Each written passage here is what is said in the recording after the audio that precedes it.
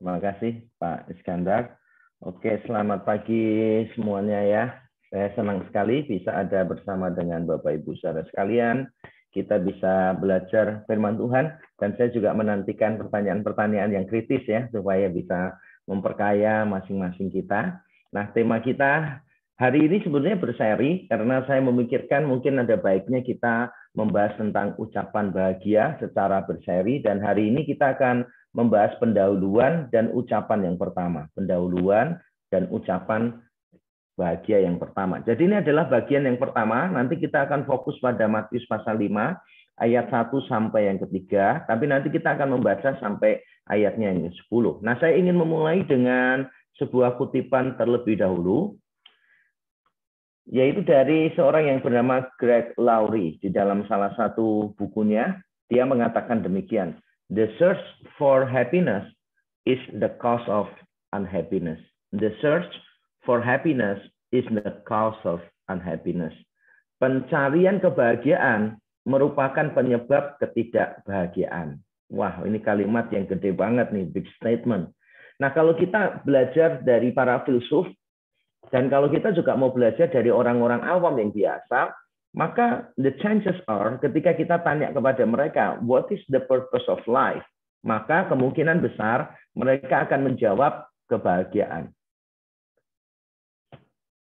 Kemungkinan ya mereka akan menjawab kebahagiaan. Dari Aristotle misalnya, dia mengatakan the purpose of life is to have happiness, to be happy. Orang-orang awam juga begitu, saudara. Makanya di beberapa tempat, wah apalagi kalau kita di dalam budaya Tionghoa kan ya, wah kebahagiaan itu rasanya menjadi sesuatu yang paling penting sekali gitu. Sampai ada restoran namanya bukan cuma happiness tapi double happiness gitu kan ya. Saya pernah makan di sana, rasanya lumayan juga gitu kan ya. Wah, kita kepengennya itu kayak bahagia, bahagia, bahagia. Nah, banyak orang mencari kebahagiaan. Tapi ternyata kalau kita melihat banyak orang yang mencari kebahagiaan justru end up-nya tidak bahagia. Dan ini juga menarik. Mengapa orang yang mencari kebahagiaan end up-nya malah justru berakhirnya dengan ketidakbahagiaan? Nah, kemungkinan ada dua hal. Yang pertama, kemungkinan mereka itu mencari di tempat yang salah. Mereka kemungkinan mencari di tempat yang salah. Mereka berpikir bahwa being happy, happiness, itu terdiri dari kelimpahan secara materi, popularitas, dan seterusnya, dan seterusnya. Banyak orang yang merasa ketika ada di bawah, mereka itu ingin ada di puncak, di atas. Tetapi orang-orang yang sudah ada di puncak memberitahu kita bahwa tidak ada apa-apa di puncak itu. Mereka kembali pada sebuah keadaan kosong. Dan menurut saya itu sangat bisa dipahami. Kalau kita hendak memenuhi pergumulan eksistensial kita yang terdalam dengan apa yang ada di dalam ciptaan, jelas itu akan membawa pada kekecewaan. Kenapa? Kekosongan yang terdalam hanya bisa diisi oleh pencipta. Bagaimana kita bisa mencoba mengisi itu dengan ciptaan? Tidak mungkin, itu akan menjadi usaha yang sia-sia. Mungkin orang yang mencari kebahagiaan dan akhirnya justru tidak bahagia, mungkin karena mereka salah mencari kebahagiaan. Atau kemungkinan yang kedua yang lebih pasti menurut saya adalah karena memang kebahagiaan itu bukan untuk ditemukan. Greg Laurie di dalam buku yang sama, dia mengatakan demikian. Kebahagiaan itu bukan sesuatu yang kita cari, tetapi hasil dari menemukan seseorang. Kebahagiaan itu bukan sesuatu yang kita cari, tetapi hasil dari menemukan seseorang, yaitu menemukan pribadi Kristus sendiri. Dan ucapan ini sebetulnya ucapan yang kelihatannya praktis, tapi sangat mendalam sekali. Di dalam hidup kita, kita tahu kok, yang membawa kebahagiaan itu bukan things, tapi persons. Yang membawa kebahagiaan di dalam hidup kita, sebetulnya bukan materi, tetapi orang. Bukan barang, tapi orang. Bukan yang material, tetapi yang sifatnya rohania. Itulah yang membawa kebahagiaan bagi kita. Apa untungnya kita memiliki begitu banyak perusahaan, tapi anak kita tidak ada yang peduli dengan kita, tidak ada yang mengasihi kita. Kita sadar, kalau kita disuruh milih punya 10 perusahaan, tapi tidak ada anak yang mengasihi kita, dengan anak yang mengasihi kita, tapi perusahaan cuma satu, mungkin kita akan lebih banyak milih perusahaan satu. Karena kita sadar bahwa orang lebih penting daripada barang. Yang non-material lebih penting daripada yang material. Jadi saya sangat setuju dengan pendapat Greg Laurie, the search for happiness is the cause of unhappiness.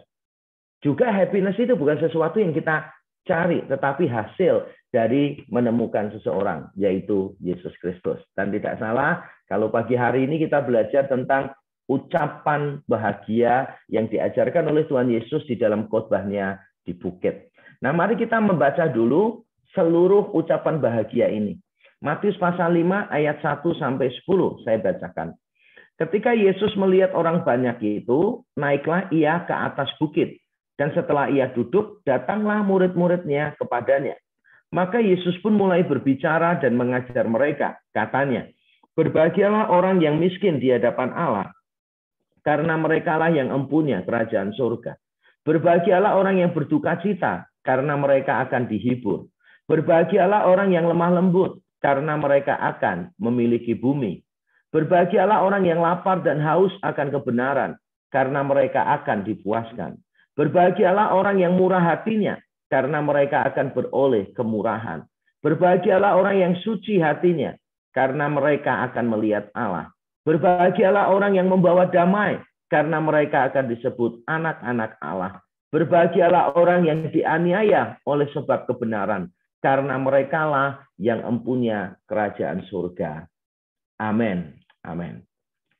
Ini adalah bagian dari khotbah Yesus di bukit menurut Matius. Dan kalau kita lihat beberapa bagian dari khotbah Yesus di bukit ini juga muncul di Injil Lukas, tapi di tempat yang berserakan di mana-mana. Matius tampaknya mengumpulkan semuanya di dalam sebuah section yang besar. Dari Matius pasal 5, Yesus naik ke atas gunung, lalu pasal yang ke-7, Yesus turun dari gunung. Dan itu semua membentuk apa yang kita sebut sebagai khotbah di bukit. Bahasa Indonesia seringkali menyebutnya gitu, khotbah di bukit. Tapi kalau dalam bahasa Inggris seringkali disebutnya Sermon on the Mount. Di gunung, bukan di bukit kan, bukan Sermon on the Hill, tapi on the Mount, di gunung. Tapi menurut saya, kata sermon pun juga masih kurang pas. Karena kalau kita lihat di pasal yang ke-7, dikatakan setelah Yesus selesai dengan pengajarannya itu. Jadi bukan khotbah, tapi lebih ke arah pengajaran. Yesus memang mengajarkan banyak hal dari Matius pasal 5 sampai pasal yang ke-7. Dan Yesus mengajarkannya di gunung. Seolah-olah Yesus itu ditampilkan, dan memang itu tujuannya Matius, Yesus ditampilkannya sebagai Musa yang baru. Kita ingat ya, Musa ketika memimpin bangsa Israel, dia juga naik ke gunung, kemudian dia menerima 10 perintah Allah, dan dia memberikannya kepada bangsa Israel. Nah, Yesus ditampilkan sebagai Musa yang memberikan pengajaran langsung dari gunung. Bukan Yesus pergi ke gunung, lalu turun, tapi dia langsung memberikannya di gunung. Dan ini konsisten dengan cara Matius menampilkan Yesus sebagai Musa yang baru. Kalau kita lihat di dalam Matius pasal yang kedua, kita langsung tahu Yesus ini mau dibunuh pada waktu lahir. Dan tokoh siapa di dalam perjanjian lama yang juga mau dibunuh oleh penguasa ketika lahir, yaitu Musa. Dan bagaimana Musa menyelamatkan diri? Yaitu pergi ke istana Firaun, diangkat anak oleh Firaun. Dan bagaimana Yesus menyelamatkan diri? Yaitu dengan pergi ke Mesir. Lalu setelah peristiwa dari Mesir itu, yang terjadi apa? Di Matius pasal 3, Yesus dibaptis. Yesus masuk ke air, lalu keluar. Dan itu menggambarkan juga perjalanan bangsa Israel pada waktu setelah mereka dibawa Musa keluar dari Mesir, mereka harus melewati Laut Teberau. Lalu setelah itu, Musa dan bangsa Israel dicobai 40 tahun, dan Yesus dicobai di padang gurun selama 40 hari. Ada banyak kesamaannya. Apakah kebetulan kalau setelah semuanya itu di pasal 5, Yesus naik ke atas gunung sama seperti juga Musa dulu juga pergi ke gunung dan menerima 10 perintah Allah. Dan apakah kebetulan juga kalau kita membaca di Matius pasal 5 nanti, mulai ayat 17, Yesus berkata begini, kamu telah mendengar ini. Tetapi aku berkata kepadamu ini. Kelihatan sekali Yesus ditampilkan sebagai Musa yang baru, Musa yang lebih hebat daripada yang kita temui di dalam Perjanjian Lama. Nah, ini semua pengajaran Yesus di Matius pasal 5 sampai 7 dikenal dengan Inggris, sekali lagi menyebutnya Sermon on the Mount, dan kalau dalam bahasa Indonesia khotbah di bukit. Nah, hari ini kita akan fokus pada ucapan bahagia yang pertama. Tapi sebelum kita nanti membahas ucapan bahagia yang pertama, saya ingin menjelaskan dulu beberapa pendahuluan yang penting tentang ucapan bahagia ini. Yang pertama, saya meyakini bahwa ucapan bahagia sampai di ayat 10, bukan di ayat 11 sampai seterusnya. Karena di ayat 11 sampai seterusnya itu juga ada kata berbahagialah. Maka beberapa orang menduga berbahagialah di ayat 11 itu masuk bagian ucapan bahagia. Tapi menurut saya itu kurang tepat. Karena kalau kita lihat kata ganti yang dipakai di sana berbeda. Mulai ayat yang ke-11, Yesus menggunakan kata ganti orang kedua. Berbahagialah kamu. Berbahagialah kamu. Tapi kalau di ayat yang ketiga sampai ayat yang ke-10, Yesus berbicaranya menggunakan kata ganti orang yang ketiga. Berbahagialah mereka yang. Berbahagialah mereka yang. Berbeda. Ayat 11 dan 12 itu menerangkan apa yang ada di ayat 10. Jadi bukan bagian dari ucapan bahagia. Kalau ditanya berapa ucapan bahagia, jawabannya adalah 8 ucapan bahagia. Dengan alasan seperti tadi. Nah, berikutnya bagian introduksi yang saya mau jelaskan adalah ini. Sebetulnya semua yang disampaikan oleh Yesus di ucapan bahagia ini sifatnya kontrakultural. Melawan kultur yang ada. Dan ini penting untuk kita pahami ya. Menjadi orang Kristen itu kadangkala membawa kita pada posisi kita ini kontrakultural. Kita harus melawan kultur yang ada. Saya tidak mengatakan semua kultur keliru. Wah, itu pasti saya akan salah kalau mengatakan demikian. Ada beberapa hal yang indah kok di dalam budaya-budaya itu. Misalnya kalau kita merayakan Imlek ya. Filosofi-filosofi di baliknya tentang ancaman dan kita perlu keamanan khusus dan seterusnya, ya itu mungkin kita bisa tolak. Tetapi ada banyak hal yang indah di Imlek itu, yaitu ada makanan yang enak dan ada angpau yang membuat hati kita senang. Dan itu sebetulnya hal yang positif kan ya. Kita peduli dengan orang lain, kita berbagi dengan orang lain. Waktunya momen keluarga besar semua berkumpul bersama-sama pada waktu merayakan Imlek. Ada hal yang positif di situ. Tapi tidak dapat disangkali bahwa ketika kita jadi orang Kristen, kita ini tampilnya kontrakultural. Contoh misalnya ini, Yesus mengatakan berbahagialah orang yang lemah lembut. Zaman kuno dulu, orang yang lemah lembut itu dianggap rendah.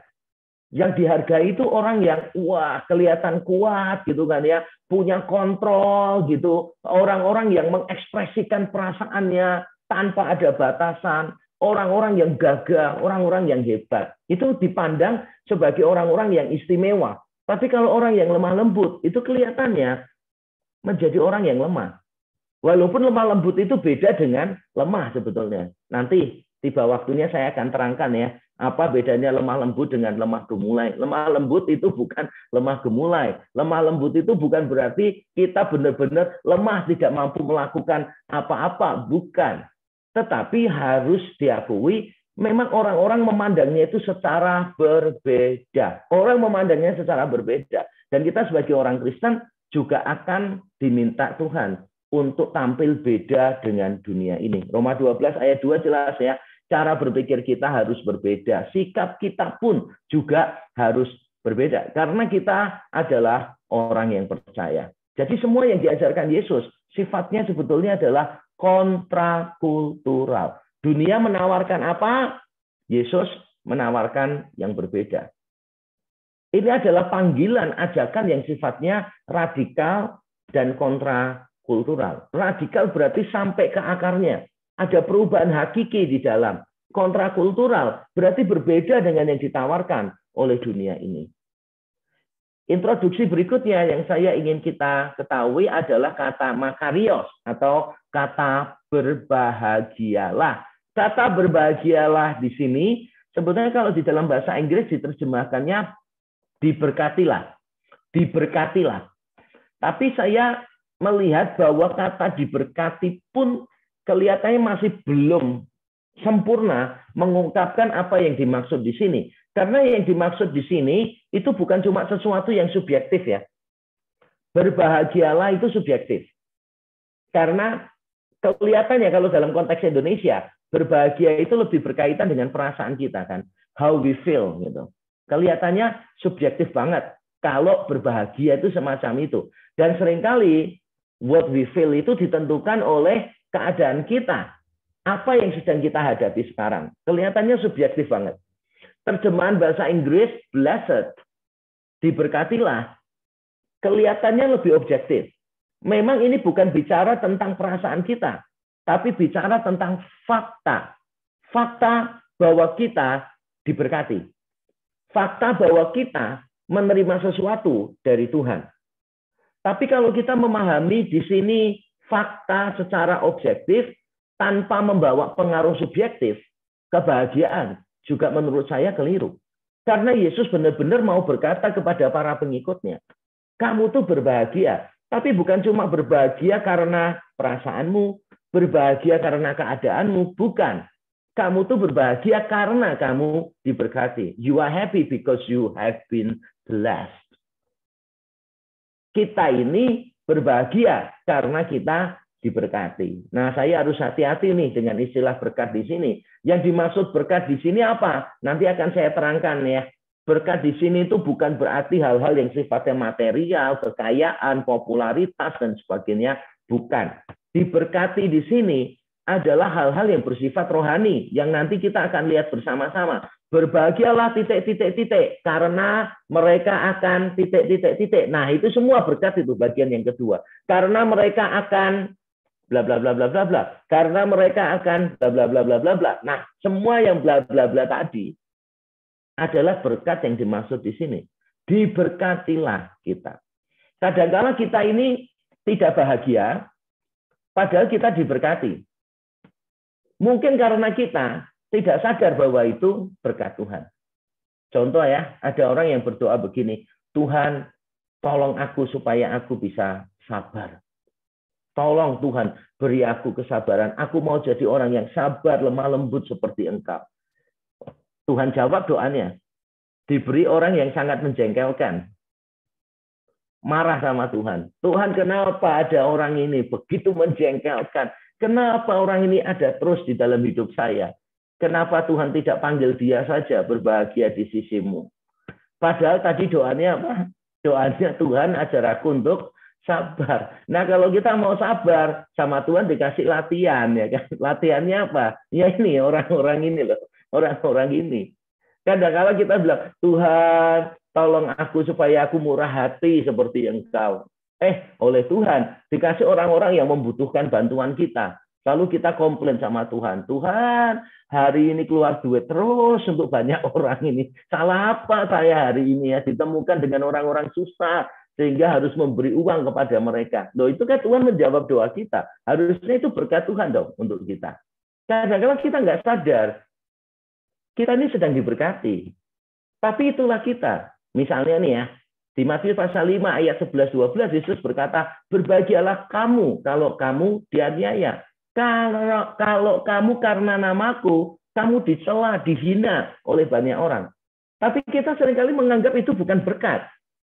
Kita menganggap itu sebagai kemalangan, sebagai kecelakaan, ketidakberuntungan. Padahal Yesus mengatakan, itu berkat.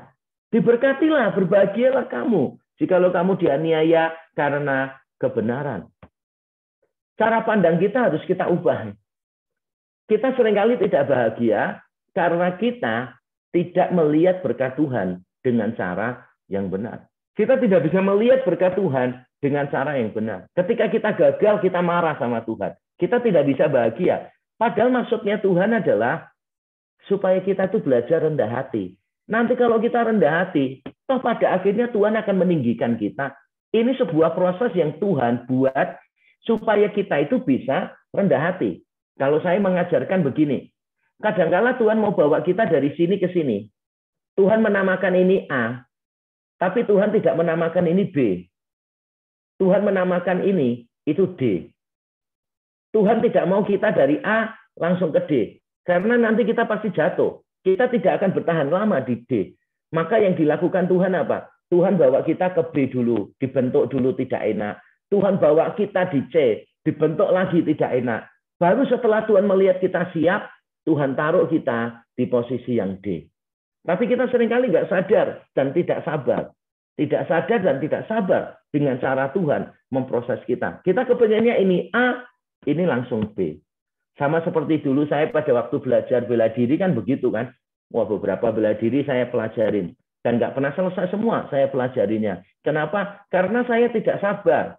Saya belajar kungfu gitu kan ya. Wah, beberapa bulan pertama itu cuma diajarin kuda-kuda. Diajarin kekuatan fisik. Saya tidak diajarin mukul sama sekali. Lalu saya tanya, ini kapan nih diajarin mukul nih kita? Udah kepengen mukul orang gitu kan. Terus diomongin, percuma kamu bisa mukul tapi tidak punya kekuatan. Percuma kamu bisa berkelahi tapi tidak bisa menahan diri.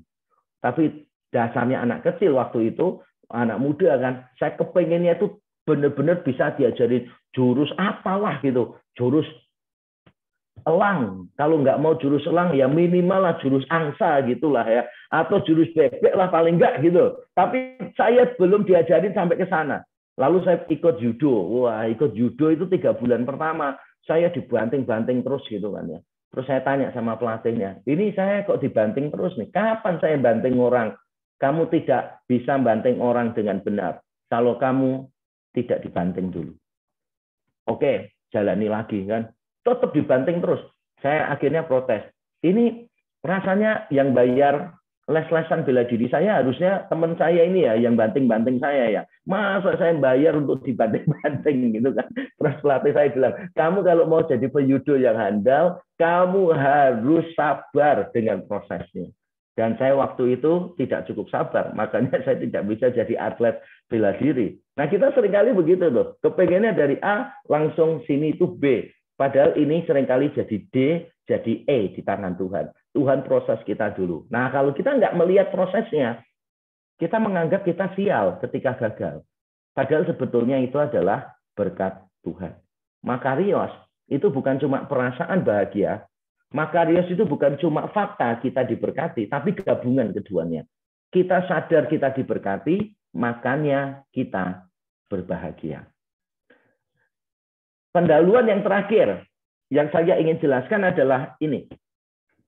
Di ucapan bahagia itu ada 2 bagian ya, bagian awal dan bagian akhir. Bagian awal tuh berbahagialah orang yang ...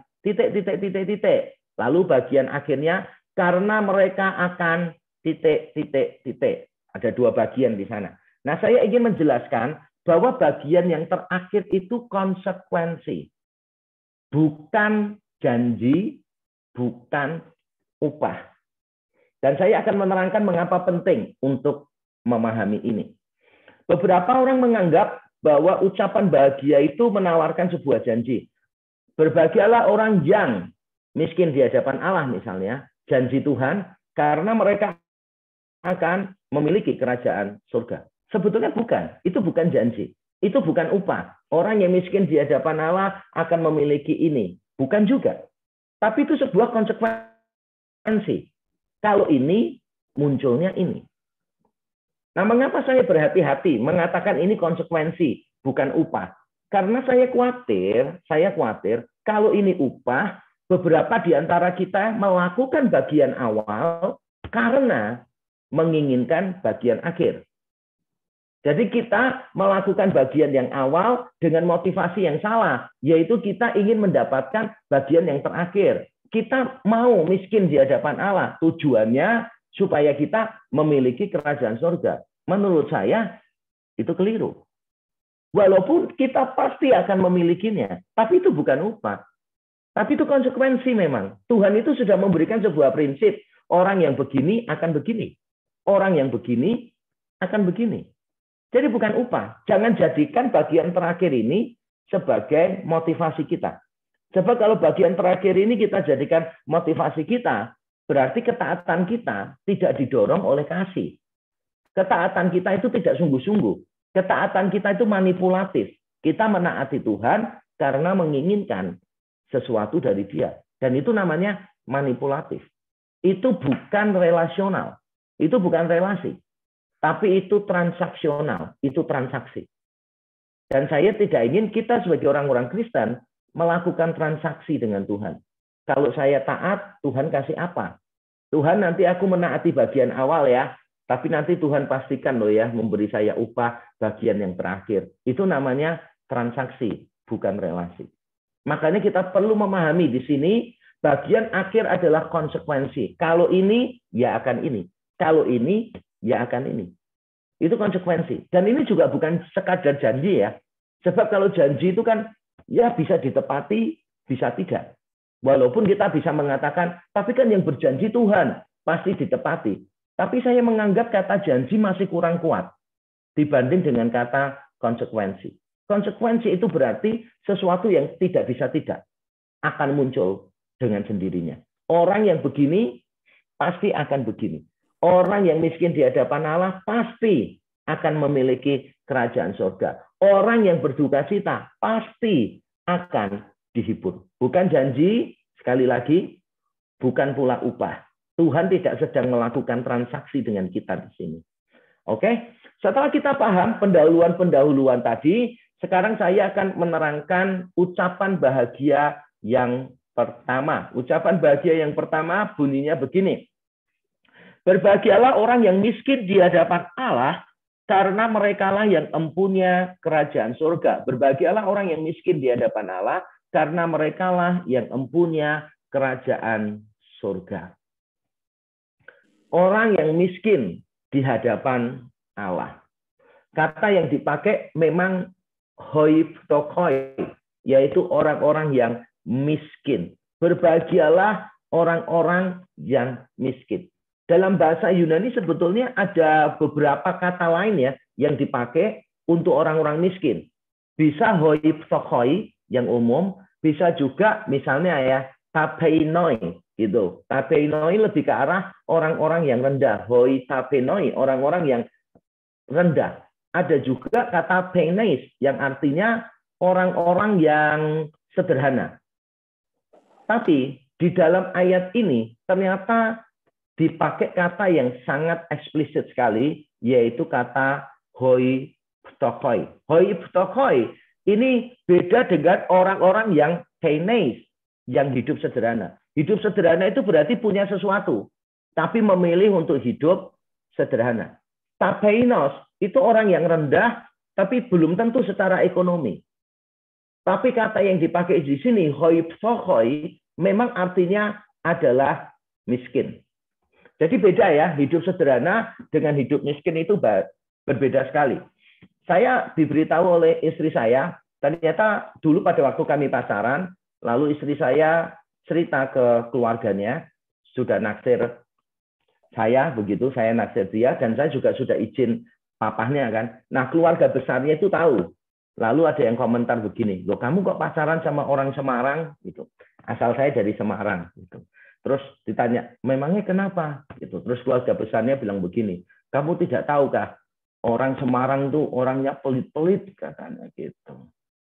Lalu istri saya membela saya, gitu kan. Yakub itu tidak pelit, Yakub itu miskin katanya, bukan pelit katanya. Nah, saya baru menyadari ya bahwa menjadi miskin lebih membahagiakan daripada menjadi orang pelit ya saat itu. Memang saya dulu miskin sekali, sekolah juga dapat beasiswa, susah untuk makan dan sebagainya. Kalau pacaran ya dia terus yang bayarin saya gitu, karena dia dari keluarga yang cukup, bukan berlebih, keluarga yang sederhana, cukup. Kalau saya benar-benar dari keluarga yang miskin.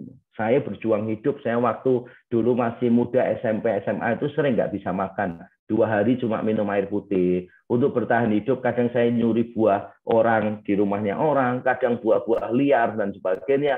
Saya melakukan apapun hanya untuk bertahan hidup. Jadi saya benar-benar miskin. Nah, saya bisa membedakan tuh antara sederhana dengan miskin seperti apa. Saya bisa membedakan. Bahkan ketika di awal saya pelayanan, saya itu cuma punya duit sangat sedikit. Tapi bagi saya, itu bukan miskin. Uang saya itu benar-benar pas-pasan. Bahkan kadang-kala saya 2 hari makan makanan yang sama. Tapi ya tidak apa-apa. Bagi saya itu sederhana. Tidak harus disebut miskin. Tapi saya pernah merasakan miskin. Makanya saya tahu apa yang dimaksud di sini. Miskin di sini bukan cuma hidup sederhana, berarti kan masih punya sesuatu. Miskin di sini bukan berarti rendah secara sosial, tapi belum tentu rendah secara finansial. Tapi ini benar-benar miskin. Tapi harus diingat ya, miskin di sini adalah miskin di hadapan Allah. Bukan miskin secara finansial saja, tapi miskin di hadapan Allah. Yang artinya adalah kita ini mengandalkan Allah saja. Miskin dalam arti kita tidak punya apa-apa untuk diandalkan. Saya bacakan 2 ayat penting di dalam Perjanjian Lama. Pertama, Yesaya 66 ayat 2b. Tetapi kepada orang inilah aku memandang, kepada orang yang tertindas. Kalau dalam King James Version, American Standard Version ditulisnya orang miskin. Kepada orang yang miskin dan patah semangatnya dan yang gentar kepada firman-Ku. Mazmur 34 ayat 7. Orang yang tertindas ini, dalam bahasa Ibraninya, orang yang miskin ini berseru. Dan Tuhan mendengar. Ia menyelamatkan dia, orang miskin itu, dari segala kesesakannya. Apa sih maksudnya semuanya ini? Miskin di hadapan Allah. Nah, kita perlu tahu dulu kultur pada waktu itu. Budaya pada waktu itu susah untuk cari duit ya. Karena kalau kita ini mau cari duit, berarti kita harus berada di dalam komunitas yang menguntungkan kita. Mungkin saya perlu menjelaskan dulu bagaimana kehidupan sosial pada waktu itu digerakkan. Semuanya bergantung kepada komunitas atau dalam istilah yang sering dipakai itu patronage gitu. Jadi sebuah patron. Jadi kita ini perlu patron untuk bertahan hidup. Misalnya orang kaya raya, dia kemudian punya sahabat-sahabat di sekelilingnya dia, lalu sahabat-sahabatnya juga punya orang-orang lain di bawahnya yang dilindungi.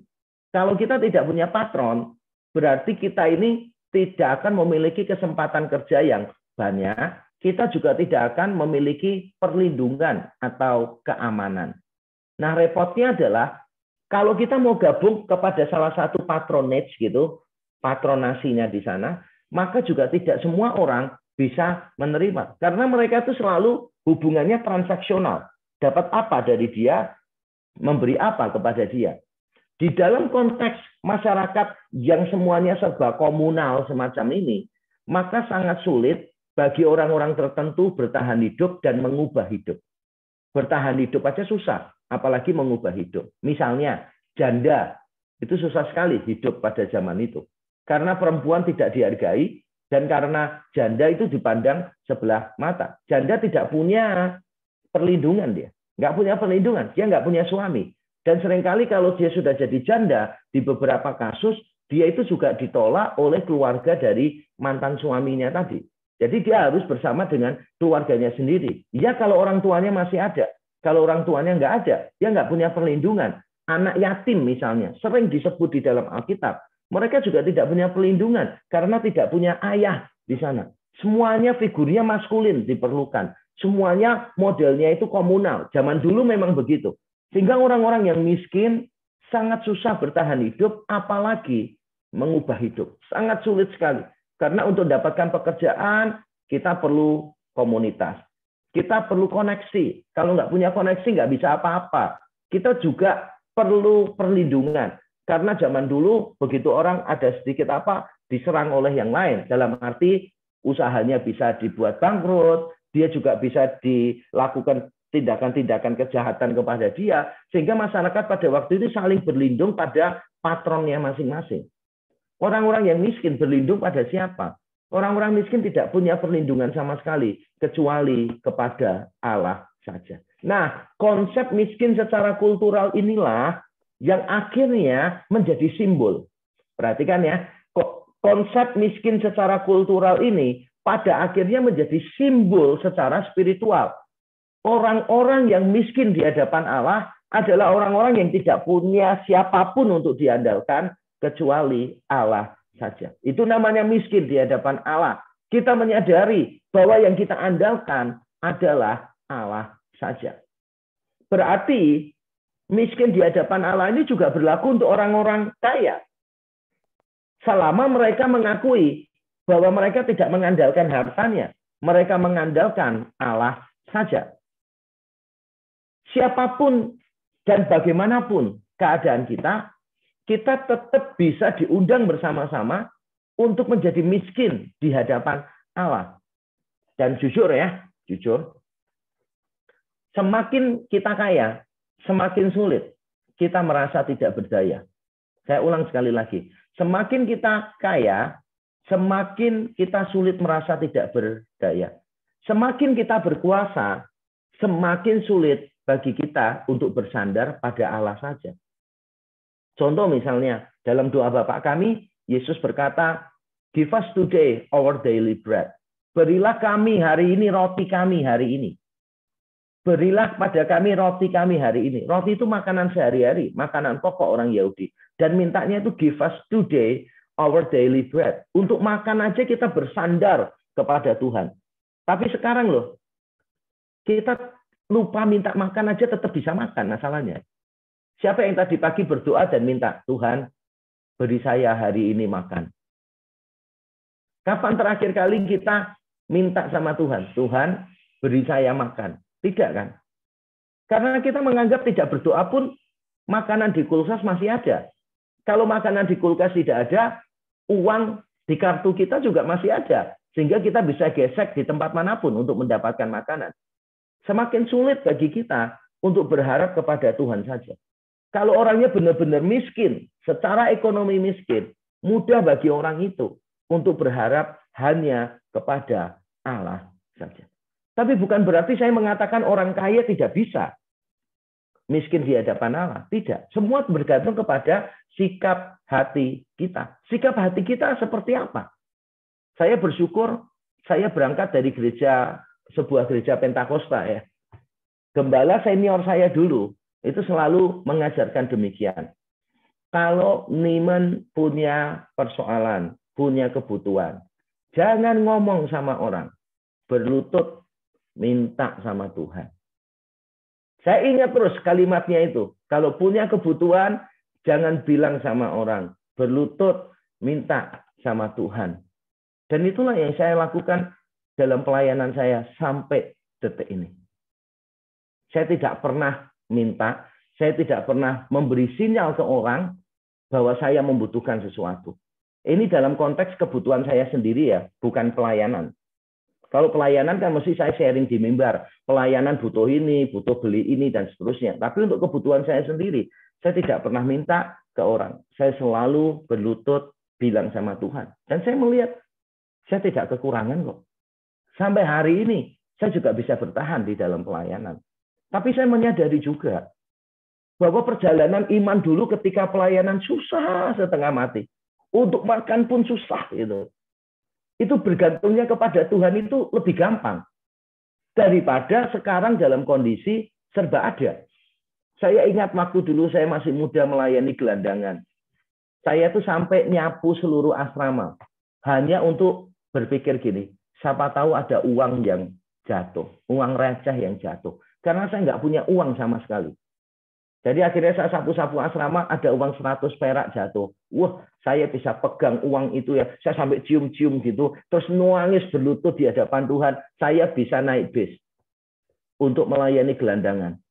Pulangnya saya jalan kaki siang-siang. Saya masih ingat momen-momen ketika saya berapa hari nggak bisa makan gitu. Ketika saya dalam pelayanan, saya ajak teman-teman, ayo siapin piring yuk.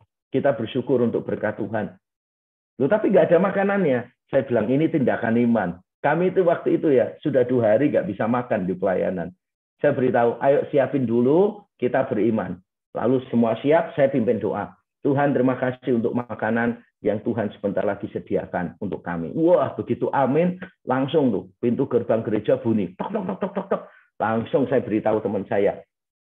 Aku bilang apa Tuhan sediakan, langsung lompat bukain pintu. Wah saya begitu lihat.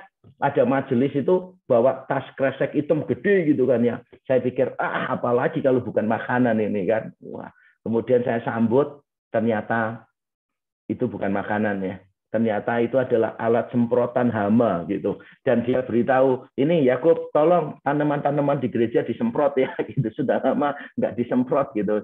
Jadi akhirnya dalam keadaan lapar saya semprotin semuanya begitu. Dan itu hari ketiga saya nggak bisa makan. Tapi saya bersyukur melalui momen-momen semacam itu saya belajar untuk mengandalkan Tuhan. Apa yang kita andalkan di dalam hidup ini?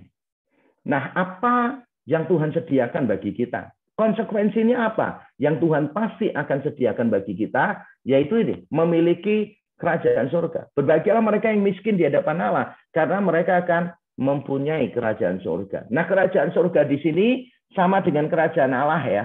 Karena Matius itu memang lebih sering menggunakan kerajaan surga daripada kerajaan Allah. Tapi maksudnya sama. Kerajaan surga, kerajaan Allah itu sama. Dan yang menarik menurut saya adalah karena ucapan bahagia yang bagian belakang ini, mereka akan memiliki kerajaan surga, ternyata muncul di ucapan pertama dan muncul di ucapan yang terakhir. Sehingga ini membentuk sebuah inklusio, yang awal dengan yang akhir ini sama. Mempunyai kerajaan surga, ucapan bahagia pertama, nanti ditutup ucapan bahagia yang ke-8, mereka akan mempunyai kerajaan surga. Dan memang para penafsir mengatakan ini bukan kebetulan sih sebetulnya kalau ditutupnya dan diakhirinya, diawali dan diakhiri dengan frasa yang sama, dengan konsekuensi yang sama. Ini semua tentang kerajaan surga. Kita mempunyai kerajaan surga. Nah, tapi saya tidak ingin kita punya pemikiran, wah kerajaan surga itu berarti kan nanti. Berarti tidak sekarang dong. Menurut saya juga keliru. Karena ketika Matius bicara tentang kerajaan surga atau kerajaan Allah, Matius itu memikirkan sesuatu yang sekarang, kekinian, maupun sesuatu yang sifatnya futuris. Misalnya di Matius pasal yang ke-12, misalnya Matius 12 ayat yang ke-28, Matius itu berbicara tentang kekinian. Kalau aku mengusir setan dengan kuasa roh Allah, maka ketahuilah kerajaan Allah sudah ada di tengah-tengah kamu. Matius pasal 12 mengatakan kerajaan surga bukan sudah dekat, tapi sudah ada. Kalau di Matius 4 memang sudah dekat, sudah dekat. Matius 3, Matius 4, Yohanes Pembaptis berkata kerajaan Allah sudah dekat. Yesus di awal pelayanannya berkata kerajaan Allah sudah dekat. Tapi di pasal 12 Yesus berkata kerajaan Allah sudah ada di tengah-tengah kamu. Dan di pasal yang ke-19 Yesus bicara tentang kerajaan surga nanti, futuris. Bahwa nanti kita akan dijamu di dalam kerajaan surga. Itu bicara tentang langit dan bumi yang baru nanti. Mengapa saya perlu menegaskan ini? Karena saya tidak ingin kita ini berpikir konsekuensinya ini hanya untuk hal-hal yang nanti di surga. Bukan. Saya tidak ingin kita menangkap kesan konsekuensi yang diberikan dalam ucapan bahagia ini hanya kita nikmati nanti di langit dan bumi yang baru. Tidak. Karena kerajaan Allah sudah ada pada waktu Yesus datang, kerajaan surga sudah datang di sana. Dan ini disediakan bagi mereka yang miskin di hadapan Allah, yang merasa tidak mampu, yang merasa tidak memiliki apa-apa. Dan ini mirip sekali dengan yang diajarkan oleh Matius ketika dia mencatat Yesus membawa anak kecil di tengah-tengah murid-muridnya. Karena murid-muridnya sedang berdebat, siapa yang paling besar di dalam kerajaan surga? Yesus mengambil seorang anak kecil, meletakkan di tengah-tengah dan berkata, barang siapa menjadi seperti anak kecil ini, dialah yang memiliki kerajaan surga. Anak kecil dalam masyarakat Yahudi dianggap sebagai orang yang tidak bisa apa-apa. Dipandang sebelah mata.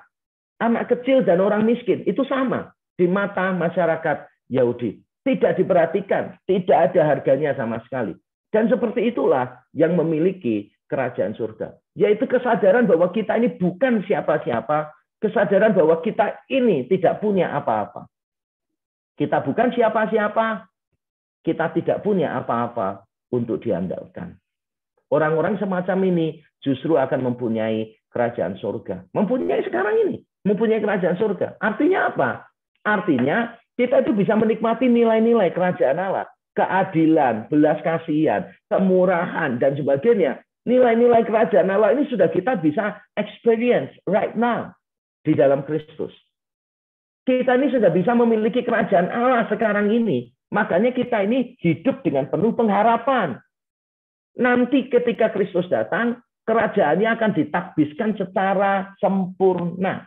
Nanti akan diwujudkan secara sempurna. Tapi bukan berarti kerajaan itu belum ada sekarang. Sudah ada sekarang. Kalau dalam istilah teologi namanya realized eschatology. Akhir zaman yang sudah terjadi sekarang ini. Untuk menutup khotbah saya ingin memberikan 2 pertanyaan. Yang pertama, apakah kita mengandalkan Tuhan atau mengandalkan berkat Tuhan?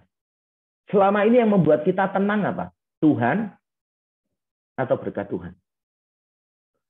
Pertanyaan kedua adalah ini. Seberapa jauh keberhargaan dan kecukupan Kristus bagi kita? Seberapa jauh keberhargaan dan kecukupan Kristus bagi kita? Dalam salah satu khotbah saya pernah cerita. Ini saya tutup dengan sebuah cerita. Mungkin sekitar 8-9 tahun yang lalu atau 10 tahun yang lalu, ketika saya berdoa, tiba-tiba saya itu memikirkan sesuatu. Nah, kalau dalam istilah karismatiknya Tuhan bicara kepada saya, begitulah. Saya percaya Tuhan itu bicara kepada saya, bukan audible, tapi di dalam hati saya. Ada sebuah pertanyaan yang membuat saya gentar. Pertanyaannya begini. Bagaimana seandainya seorang Yakub Trihandoko itu tanpa gelar pendeta di depan, tanpa gelar akademis di belakang, tanpa buku-buku yang ditulis, tanpa jadwal pelayanan yang padat, tanpa keluarga yang harmonis, tanpa yang lain-lain. Apakah saya masih bisa berkata, Christ is enough.